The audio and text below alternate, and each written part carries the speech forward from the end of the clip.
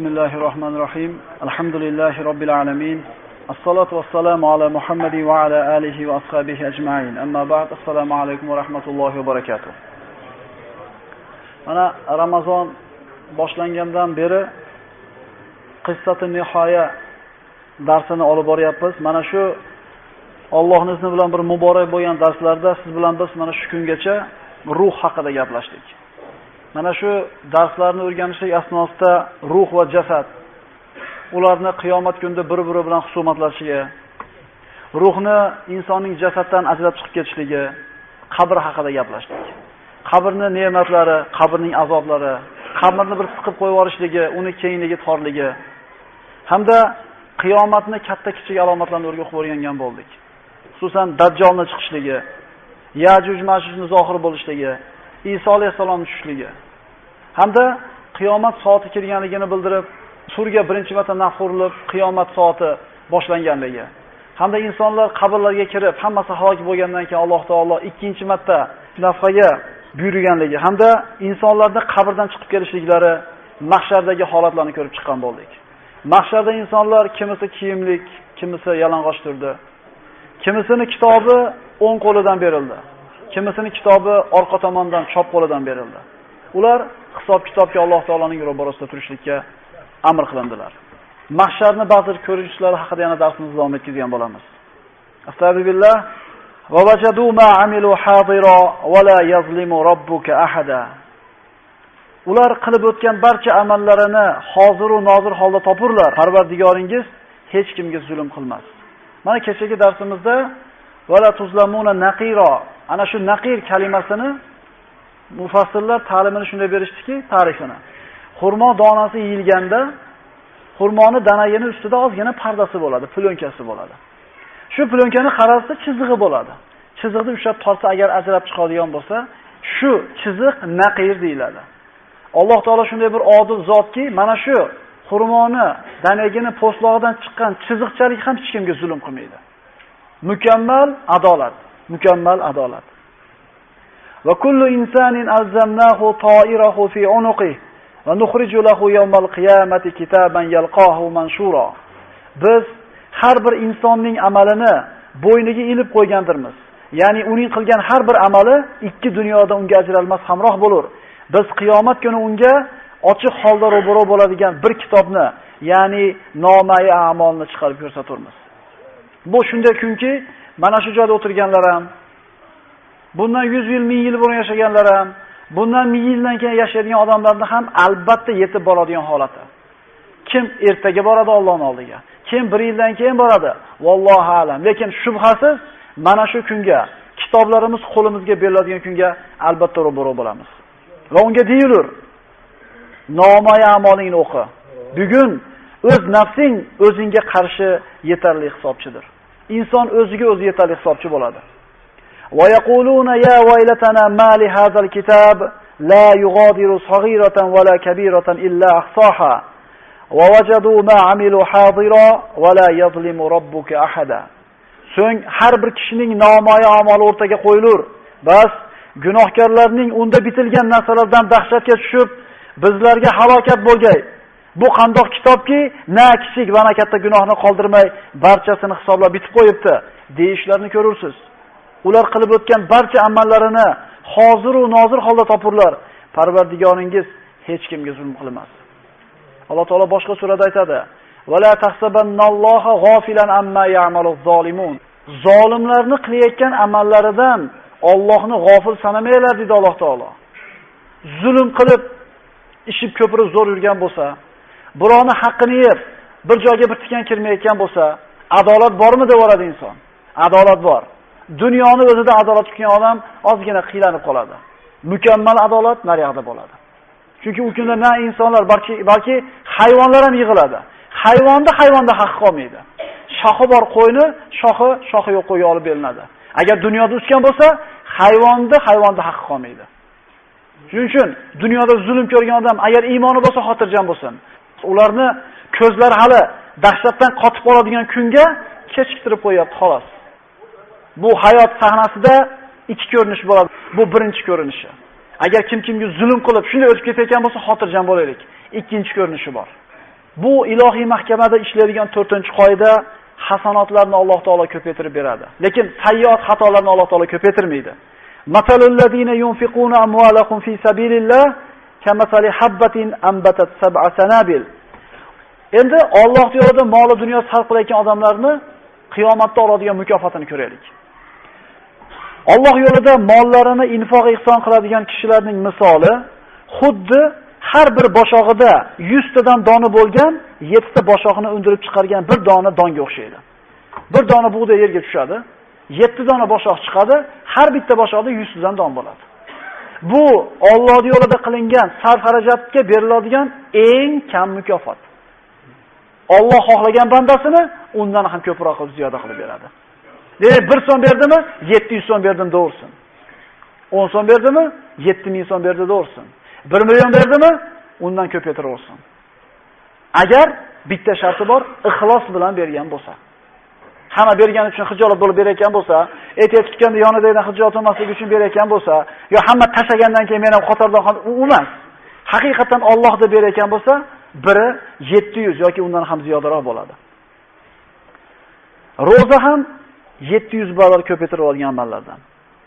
Ya'ni balki undan ham ziyoda bo'ladi. Ulamolar aytadi, rozadan boshqa bandani qilgan amalini hammasi 700 barobar ko'paytiriladi, lekin roza ulardan ham ko'proq bo'ladi deydi. Nabiy sollallohu alayhi vasallam aytadi, mana roza tutda, Ramazon rozasini tutayotgan rozadolar o'tiribdi bu yerda. Bu xushxabar sizlarga, bizga. Agar bu rozadan yana qaytarib aytamiz, Allohning roziligini ko'zlagan bo'lsak. Odam bolasining deydi Alloh taolo hadis qudusiyda, hamma qilgan amali o'zi uchun, faqat rozasi men uchun. Uni mukofotini faqat o'zim beraman. Quyida shunday oyat keltiriladi: "Innama yuwaffas sabiruna ajrahum bighayri hisab." Hech shak shubha yo'qki, sabr toqat qiluvchilarga ajr mukofotlari hisob-kitobsiz, to'la-to'kis qilib berilur. Mana shu sabrdan murod deydi ulamolar, roza deyiladi. Chunki rozadorligingizni hech kim bilmaydi. Ya'ni hech kim ko'rmayotgan joyda suv ichib olsangiz ham bo'laveradi. Hech kim ko'rmayotgan joyda ovqat yeb olsangiz ham bo'laveradi. Boshqa ishlaringizda ehtimol riyo, sum'a aralashib qolar ehtimol. Alloh saqlasin. Lekin rozada hech qanday bir sum'a yo'qda. Chunki yolg'iz qolganingizda suv turibdi peshanangizda. Chanqab turibsiz. Nima to'siyapti sizda? Shuning uchun Alloh taolo aytayapti, meni deb nafsini, shahvatini tiyadimi, mukofotini ham faqat o'zim beraman deydi. Alloh taoloning bir karami saxovatidan bo'ldiki, bir inson savob qilmasa ham bitta savobga ega bo'laveradi. Imom Buxoriy keltirgan sahih hadisda Rasululloh sollallohu alayhi vasallam aytadilar: kim bir yaxshilikni qilishni niyat qilsa, lekin qila olmasa, Alloh unga bitta komil hasanani yozib qo'yadi. Agar niyat qilib uni amalga oshirsa, 10 tadan 700 tagacha, balki ko'proq ziyoda qiladi. Ya'ni bir odam bugun kechqurun qiyomul layl qilaman deb niyat qildi, ish chiqib qoldi, ketib qoldi. Qiyomul layl qilgan savobini oladi. Ertaga Xudo xolasa o'tirib bir pora Qur'onni xatm qilaman deb niyat qildi, ertaman tur ish chiqib qoldi, ketib qoldi. Bu Alloh taoloning karami, fazlidan boshqa narsa emas. O'shuning uchun ulamolar aytadi, niyat qilgan ham yaramaysizlarmi deydi. Ha, endi niyat qilib qo'yish emas. Bu niyat haqiqiy bo'lish kerak. Ertasi vaqt bo'lsa ham, yo'q, o'zi niyat qilib qo'ysa bo'ldi degan qora aka. Bu niyat qilib yo'q, sen imkoniyating bo'lib turib qilmay qo'ysang, u ajr bo'lmaydi. Bu qachon ajr bo'ladi? Qasd bor, tahorat qilib o'tirdi, birov telefon qilib qoldi, ishi bilan chiqib ketib qoldi. Mana shu odamga Alloh taolo shu ishni qilmasa ham ajr yozib qo'yadi. Agar dedi Rasululloh sollallohu alayhi vasallam bir yomonlikni niyat qilgan yomonligini iloji bo'lmay qolganligidan qilmay qo'ysa emas, ertaga borib solaman dedi-da, bir uxlab turgandan keyin g'azabidan tushib, qo'y, shuni kechirib qo'ysam Alloh yaxshi ko'radi deb Allohdan qo'rqib qilmasa, ina ajr bor. Endi urayda boruvdi, dadasi turgan ekan yonida, urolmadi. Bunga ajr yo'q. Ana shu qilgan yomon niyatini bajarishga imkoniyati bo'lib turib, avf qilsa Allohdan qo'rqib, shunda unga qilgan gunoh niyatiga bitta savob yoziladi, qilmaganligi uchun. Agar uni qilsa, bor yo'g'i bitta gunoh yoziladi. Bu ilohiy mahkamada qiyomat kunida ishlaydigan 5-qoida. Alloh solih bandalarini xatolarini savobga aylantirib tashlaydi. Gunohlarimizni savobga aylantiradi Alloh. Kimlarnikini? Agar bir banda gunoh qilsa, orqasidan haqiqiy nasuh tavbani qilsa, ana shu qilgan gunohi savobga aylanadi. Ya'ni faraz qilingki, bir odam bir umr aroqxo'r bo'lib yurdi. Allohga qaytdi, haqiqiy tavba nasuh qildi. Ana shu umr bo'yi ichgan arog'i gunohi savobga almashtiriladi. Nasuh tavbaning shartini ulamolar quyidagicha deydi. Birinchisi to'xtash kerak shu gunohdan. Nadomat chekishlik kerak. Ya'ni qattiq pushaymon bo'lish kerak shu o'tgan umriga. Ikkinchidan istig'for aytishlik kerak. Allohdan kechirim so'rash kerak, xijolat bo'lish kerak. Allohdan yashirmagan narsani bandasidan yashiramanmi deydi. Sen hali yashira olmaysan Allohdan. Endi Allohdan ham uyalmayapsanmi? Bandasidan ham uyalmayapsanmi? Xohlaganingni qil. Hamma payg'ambarlardan bitta so'z qolib kelgan. Iza lam tastahi faf'al ma'shit. Hamma payg'ambar aytgan bir xil. Agar uyalmayapsanmi? Na Allohdan, na bandasidan xohlaganingni qil. Senga endi bo'laveradi degan. Demak, mana shu qilingan bir odam deylik, mana ko'pchiligimiz ehtimol ba'zilarimiz oramizda namozni bir kechroq boshlagandirmiz, yoshimiz katta bo'lganda yoki biz ba'zi bir gunohlarni keyinroq tashlagandirmiz. Esimizdan chiqmasin. Agar to'xtagan bo'lsak, pushaymon yegan bo'lsak, hamda 3-sharti qaytib shu gunohni qilmayman deb qasd qilib, shunda mahkam turgan bo'lsak, men aroq ichmaganman. Men benamoz bo'lgan emasman. Men esimni tanigan kunimda namozxon bo'lganman. O'zi namoz o'qigan kuningizda esiz kirgan o'zi. Demak, hech kimni o'tmishda qilgan gunohini peshonasiga solishlikka haqqi yo'q. Chunki u gunohlarda hisob-kitob qiladigan Parvardigor olam kechaman, kechishlar savobga ham aylantirib qo'yaman deb tursa, qanday qilib bandasi pesh qila oladi? Nabiy sollallohu alayhi vasallam aytdilarki, men jannatga oxirgi bo'lib kiradigan kishini ham bilaman, oxirgi bo'lib do'zaxdan chiqadigan kishini ham bilaman dedi. Bir bandani hisob-kitob qilgani olib kelishadi. U bandaga u qilgan gunohlarda eng kichkinalari ko'rsatiladi, eng yengil gunohlari. Shunda banda kichkinasi shu bo'lsa, kattalarni ro'barosida nima qilaman? Kattalari peshonamga ham kelmasa, mana deb turgan paytda Alloh taolo sen falon vaqtda falon gunoh qilgansan. Falon vaqtda falon gunohni qilgansan. Kunma-kun, sekundma-sekund hisobi beriladi. Shunda banda ha deydi. Inkor qila olmaydi. U hali katta gunohlarga ro'baro bo'lgani yo'q. Alloh taolo gunohlarni tozalaydi. Uni har bitta qilgan gunohini o'rniga hasanat yozadi. Nima uchun? Nima uchun? Kofirlar aksincha, men qilmaganman deydi. Men qilmaganman deydi. Bu ikkita farishta noto'g'ri yozibdi deydi. Guvohlaringdan bittasini qabul qilmayman. Bular bari meni dushmanim, meni muflis bo'lishligimni, meni halokatga uchrashimni xohlayapti. Mo'min odam tan oladi. O'shuning uchun biz har safar qo'limizni ochib turib, Parvardigor gunohimni kechir deyotganimizda nimani tan olyapmiz? Biz gunohkormiz. Bir birodarimiz birovning uyida ustachilik qilib ishlaganda aytgan ekan, senlar hamma iflossan, o'shuning uchun namoz o'qishasan. Mana men gunohim yo'q, o'shuning uchun men namoz o'qimayman degan ekan. Ya'ni ko'ringki, namoz o'qiyotgan odam gunohkor, o'shuning uchun namoz o'qiyman, men tozaman deyapti.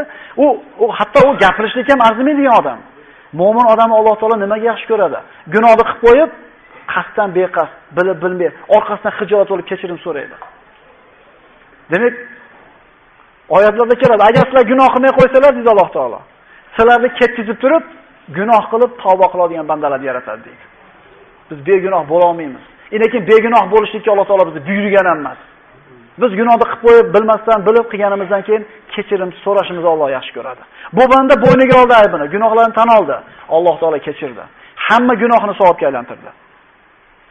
Shunda haligi banda qilgan gunohlarini ham Alloh savobga aylantirib olgandan keyin Parvardigor falon mahalla manaqa gunoh ham qilganman, ko'rinmayapti shular der ekan.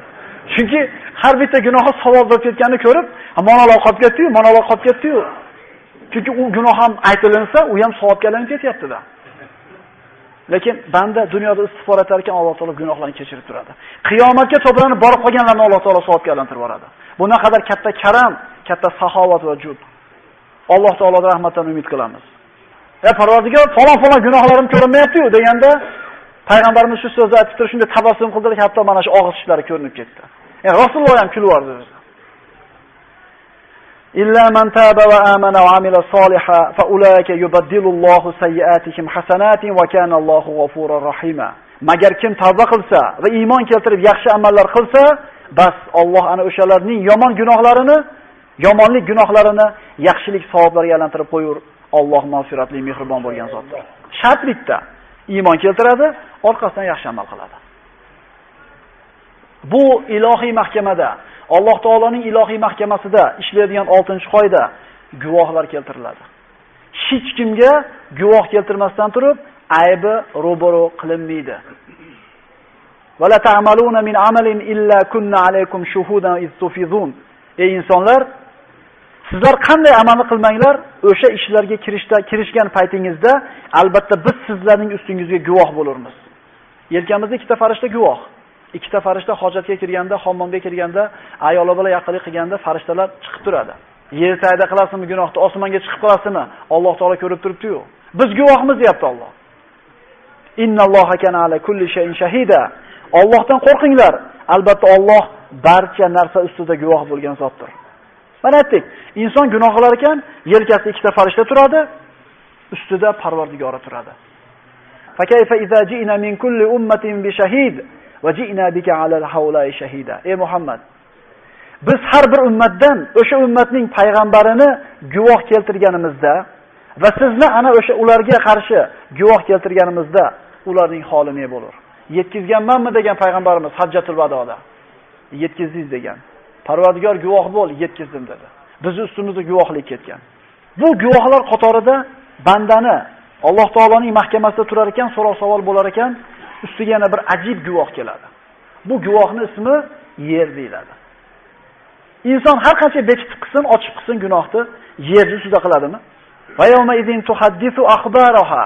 Mana shu kunda Parvardigoringiz, ana o'sha kun yer Parvardigoringiz unga vahiy qilib so'zlashga buyurgani sababli o'z xabarlarini so'zlar.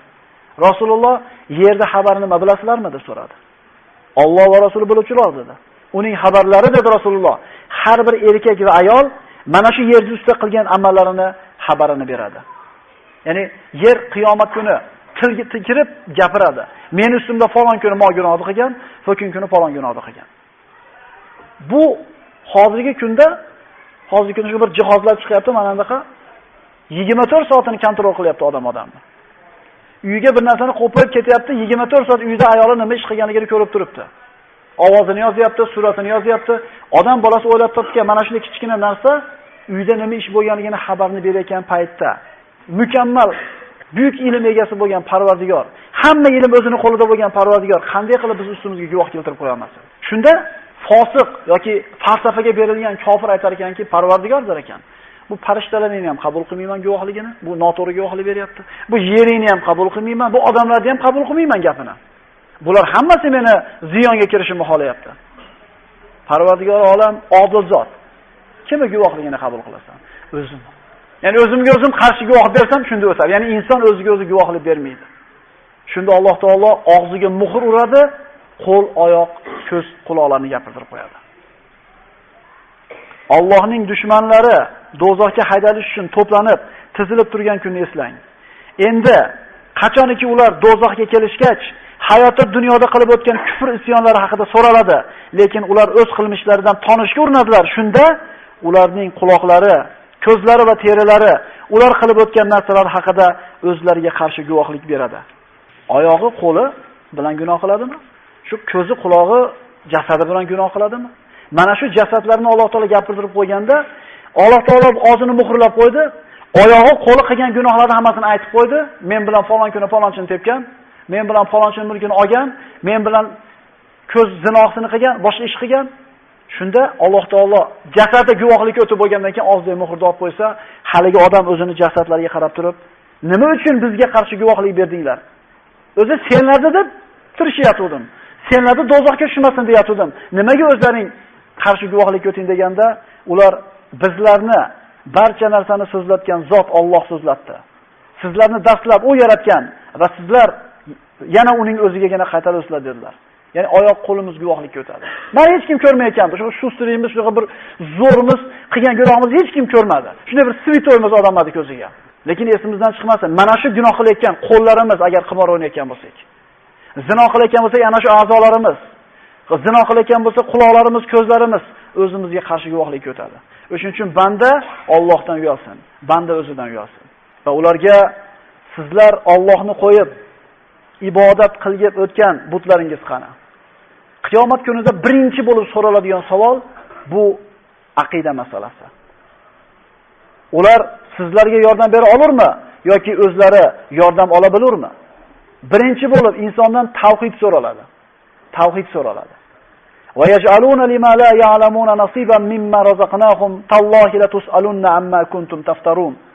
Ular biz rizq qilib bergan narsalardan o'zlari bilmaydigan, ya'ni johilliklari, bilimsizliklari sababli Xudo deb o'ylagan butlari uchun nasib ajraturlar. Ey mushriklar, Alloh nomiga qasamki, albatta sizlar o'zlaringiz to'qib bichib olgan butlaringiz to'g'risida qiyomat kunida mas'ul bo'lasizlar. Inson hayotda dunyoda qilib o'tgan ishlar haqida so'raladi. Favarabbika lanas'alannahum ajma'ina amma kanu ya'malun.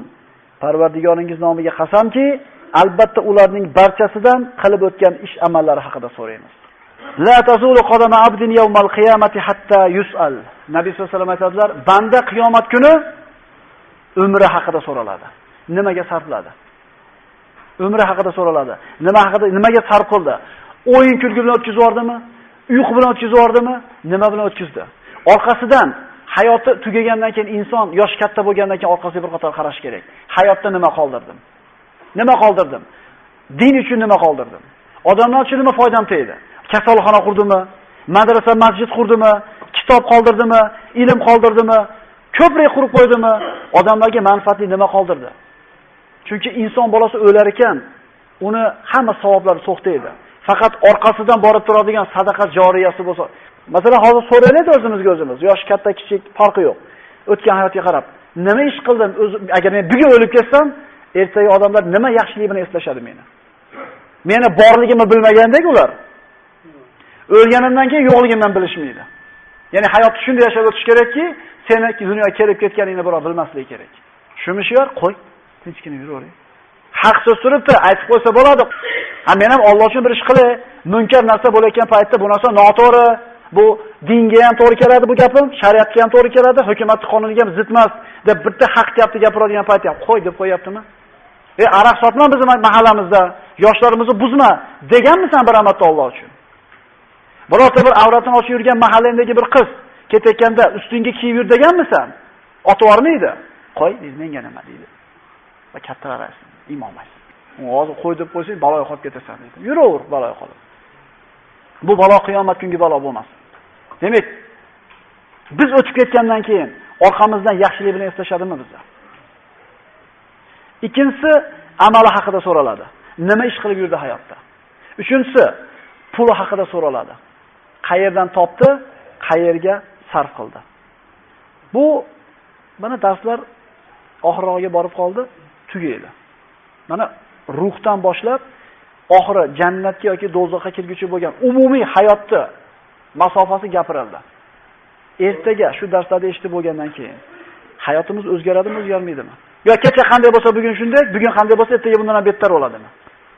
Nabiy sollallohu alayhi vasallam aytganlar, musulmonning bugungi kuni kechagidaqa bo'lmaydi. Endi ertangi kuni bugungidaqa bo'lmaydi.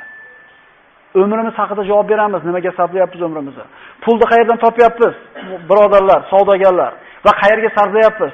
Qiylanib, temir tindaqlab topgan pulimizni bid'atga, isrofga sarflayapmiz.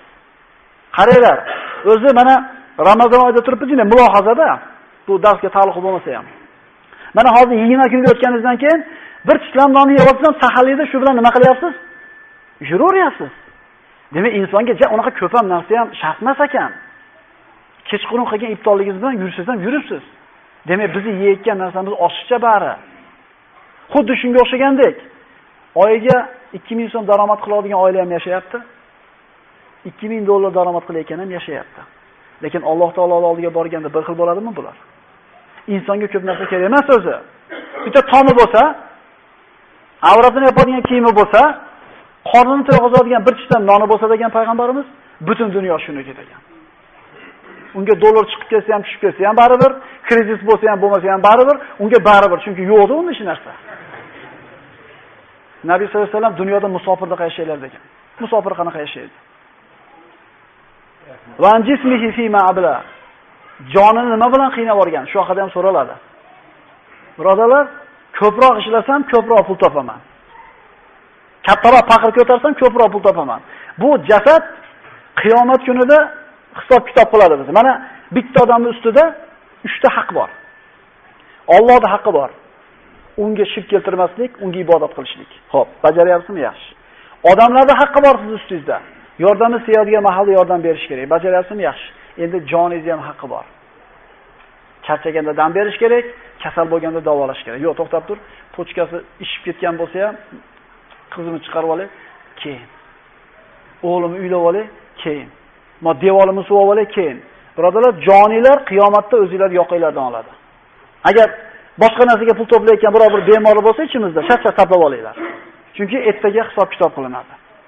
Walau tara iz wuqifu ala robbihim qala alaysa hadha bil haqq qalu bala va robbina qala fadhuqul azaba bima kuntum takfurun. Qiyomat kunida kofirlar Alloh taolaning ro'parasida turar ekan, ularga aytiladi. Ularning parvardigorlari huzurida turg'izib qo'yilgan paytlarida Alloh ularga mana shu tirilish haq emasmi deganida ular Parvardigorimizga qasamki haq ekan deydilar. Alloh esa mana endi kofir bo'lib o'tganingiz sababli azob chekingiz deb javob qilganini ko'rsangiz edi. Quyida shunday oyatni o'qiymiz.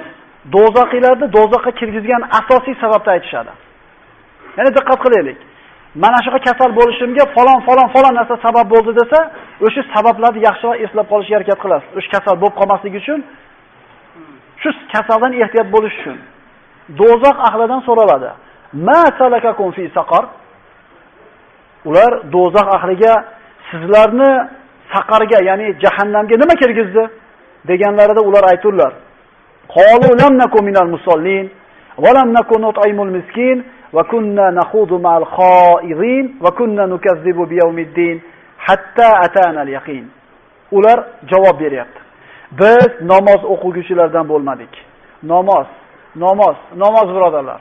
Jumaga keladigan odamlar bor, faqat qadr kechasiga keladiganlar bor, masjidni yoki namozni umuman bir yilda 2 martadan oshiqcha tanimaydigan odamlar bor. Birinchi bo'lib ularni do'zaxga kirgizgan narsa nima deb so'raganda namoz deyapti. Namozi yo'q odamning amallari qabul qilinmaydi. Taroziga qo'yilayotganda bandan amali taroziga qo'ymay turib, namozi bormi deb so'raladi. Agar namozdan o'tsa savoldan javobidan, shundaymi kitobi taroziga qo'yiladi. Bo'lmasam hajga borganmi? Masjid solib qo'yganmi? Roza tutganmi? Ota-onasining duosini olganmi? Qaralmaydi. Namoz birodarlar. Nabiy sollallohu alayhi vasallam namozni bizning tilda mana javoz pasport degan payg'ambarimiz. Pasporti yo'q odam grajdanin bo'la olmagandek, namoz yo'q odam musulmon bo'la olmaydi komil suratida. Do'zaxga tushganlarning ikkinchi aytgan so'zi: miskin, bechoraga taom berguvchi ham bo'lmadik, baxil bo'lgan, sadaqa xayr ehson qilmagan. Bizlar botil behuda so'zlarga sho'ng'uvchi kimsalar bilan birga sho'ng'ir edik. Ya'ni Qur'on va payg'ambar xususida tuhmat yolg'onlar to'qir edik. Din haqida masxara gap bo'lsa qo'shilib ketadi, xursand bo'lib. Qo'shimchalar qo'shadi. Palonchi qora kelganda mana dedik. To'kinchi qora ekan anaqa ekan. Ha o'zi bu qora akalar anaqada, ha bu o'zi namozxonlar manaqada. Shunaqa odamlar bilan o'tiravergan ekanmiz. G'uluga, botil behuda so'zlarga sho'ng'ib. Ya'ni qachongacha yashashgan edi bular? Ulgurmagan edi. Bular ham aytgan edi, 40 ga kirganda boshqa bo'laman, 30 ga kirganda boshqa bo'laman degan edi. To bizlarga aniq o'lim kelgunicha bizlar jazo qiyomat kunini yolg'on der edik. Masalan, namoz o'qimayman deydigan odam bilmadim, bo'lmasa kerak hozir. O'qiyman deydi. O'qiyman aka deydi. Insof bersin deb o'qiyman. O'zi insonni aql hushi joyida turgani o'sha insof bo'ladi. Agar jinni bo'lganingda senga uzr bor edi.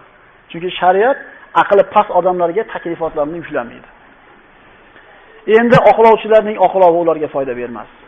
Tafsilan hisob-kitob qilinadigan narsa, ya'ni ikki tikilgacha so'raladigan hisob-kitobning bitta ko'rinishi bu pul.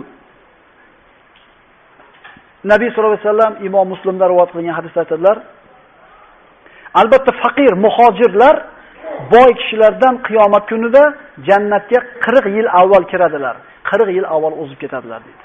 Boylar nima uchun ya Rasululloh desa, puli borlar hisob-kitob qilinadi deydi. Shuning uchun payg'ambarlarning orasidagi eng boy bo'lgan Sulaymon ibn Davud alayhimussalom hamma payg'ambarlardan keyin 40 yildan keyin jannatga kiradi deyiladi. Nima sabab? Mol dunyosini kattaligi. Hech qachon banda o'liyatib, eskina boy bo'lib yashamadim deb xafa bo'lmaydi. Hech qachon banda qiyomatda tirilib turib, eskina boy bo'lib yashamadim demaydi. Chunki qiyomat kuni hisob-kitobligini osonligini ko'rgandan keyin, yaxshi ham kambag'al qilib qo'ygan ekan Alloh. Maqqa kelganda sal yengilroq bo'ldi, esimizdan chiqmasin. Dunyoda kattaroq olgan oxiratda kichkinaroq bo'ladi deyiladi. Endi dunyoda katta olganlar sarflab qolsin dunyosini oxiratiga. Oxiratda kattaroq olishlik uchun. Shuning uchun boylar jannatga kechikib kirsa ham, agar moli dunyosini Alloh rozi bo'ladigan yo'lga sarflagan bo'lsa, darajasi kambag'allarga bilan barobar bo'laveradi. Agar sarflagan bo'lsa. Bandaga berilgan ne'matlar haqida so'raladi. Summa latus'alunna yawma idin 'anil na'im. So'ngra ana shu kunda albatta hayotda dunyoda sizlarga ato etilgan barcha ne'matlar haqida so'ralasizlar. Birinchi ne'mat nima edi? Kimlar aytasizlar? Iymon. Hammaga bermagan Alloh uni. Faqat mu'minlarga bergan. Ikkita ne'matni aytamiz, amin, Xudoyim. Ikkita narsa. Tinchlik, tansihatlik bersin. Bormi? Tinchlik, tansihatlik.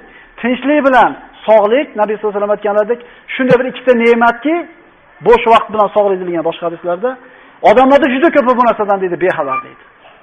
Ish yurishmayapti, siqilib yuribdi bo'g'ilib. Tinch, joni sog'. Endi pulni topadi, zo'r bo'lgandan keyin salomatchilik ketdi-da. O'sha salomatlikka sabab bo'lganini ko'radi. Birinchi bo'lib qiyomatda so'raladigan narsa bu salomatlik. Kasal odamning holidan xabar olmaymizmi? Yurgan imkoniyati yo'q odamlar bor. Qimirlagan imkoniyati yo'q odamlar bor. Sajda qila olmaydigan odamlar bor. Umuman ibodat qilishga imkoniyati yo'q bo'lgan odamlar bor. Ibratlanmaymizmi? Yaqinda shu movi arab kanallarining bittasida shu bir ko'rsatuvda bir odamni ko'rsatyapti. Nihoyatda boy ekan. Shunaqa boyki, ishlashiga hojati yo'q. Ishxonalari bor, korxona va hokazo. Lekin shu odam shol ekan. Shuni o'tkazib qo'ygan, gapiryapti, qimilla olmaydi. Nima orzuying bor deyapti deydi. Nimani aytadi? Agar Alloh deyapti, sog'ligimni qaytarib bersa deyapti. Bir marta peshonamni yerga o'zim ixtiyorim bilan qo'yib, subhana robbiyal a'lo deb olish. Nimaga unaqa deyapti? Chunki qolgan hamma yo'q bor. Endi ertaga Allohning oldiga borganda peshonasini Alloh egilmaydigan qilib qo'ydi. Ibodatsiz yashagan. Aytayaptiki, bir marta peshonamni yerga qo'yib subhana robbi. Bu shunaqa boylik bor sizlarning qo'lingizda. Faqat bilmaysizlar-mi, birodarlar? Yaxshi, kattasi, baraka, Allohu akbar. So'rayotgan narsamiz bor, mana pul. O'zi peshonangizni yerga qo'yib turadigan qilib qo'ygan Alloh, bilasizmi? Millionlagan odamlarga bermagan boylikni berdi. Bilasizlarmi shu ne'matning borligini? Odatda inson o'zida bor ne'matni ko'ra olmaydi. Qo'shnisinigidagi narsa ko'rilaveradi ko'ziga. Shu odam aytayaptiki, gapni davom etadi. Meni mana shu ahvolimni ko'rib turgan yaqin do'stlarim menga rahmi kelyapti deydi. Lekin men ularni yomon ko'raman. Sababi bu ahvolimdan ko'ra achinarliroq hayotimni bir vaqt o'tgan ekan. Allohga ibodat qilib o'tgan ekanman. O'sha paytda menga rahmi kelib bittasi nasihat qilmagan ekan. Endi menga rahmi kelishini hojati yo'q deydi. Ehtimol pullarni sarflar endi. Ehtimol oxiratga o'tkazar. Lekin payg'ambarimiz aytgandek, o'zing sog' bo'lib turganingda, baxil bo'lib turganingda, kambag'al bo'lishidan qo'rqib, boy bo'lishidan umid qilib turgan paytingda qilgan sadoqating eng afzal sadoqat degan edi. Qarib olganingizdan keyin 50 ming dollaringiz bor. 70 ga kelib nima qilasiz? Prosentga beramidingiz uni? Albatta masjidga sarflaysizda. Albatta qarindoshlik qilgizasizda. Endi kerak bo'lmay qoldi, oqsoqol pul. Payg'ambarimiz aytayapti, cho'zma deyapti. Mana shu darslarda keldi shu hadislar. G'arg'ara kelib, o'lim ko'zingga ko'ringanda falonchiga po'kinchiga dema, endi o'shladiki bo'ldi deydi. Bersang ham qoldi, bermasang ham qoldi. Shuning uchun sog'ligimizda, baxil bo'lib turganimizda, kambag'al bo'lishdan qo'rqib, boy bo'lishdan umid bo'lib turgan paytda bergan pulimiz boshqacha bo'ladi. Birodarlar, Alloh taolo siz bilan bizga mana shunday bir muborak oy yetkazdi. Ro'zani tutishni nasib qildi. Mana qadr kechasida o'tiribmiz inshaalloh. Duolarimiz ijobat qilish imkoniyatimiz bor. Peshonamizni yerga qo'yapmiz. Mana Alloh akbar deb imom rukuga ketib, sajdaga ketganda peshonani yerga qo'yganda bir yig'lab ko'raylikchi. Parvardigor, bermading-ku ko'pchilikka bu ne'matingni. Menga o'xshab yuribdi qanchasi? His qilaylik shuni. Ulamolar aytadi, qadr kechasida bir mo'min bandani qalbiga farishtani qo'li kelib tegsa, shunda qalbi erib, ko'zidan yosh oqadi deydi. Yig'lamayapsizmi? Alam qilganidan yig'laylik endi. Nimaga biz yig'lamayapmiz? Alloh subhanahu va taolo eshitilgan ma'ruzalarga amal qilishni nasib qilgan bo'lsin. Assalomu alaykum va rahmatullohi va barakatuh.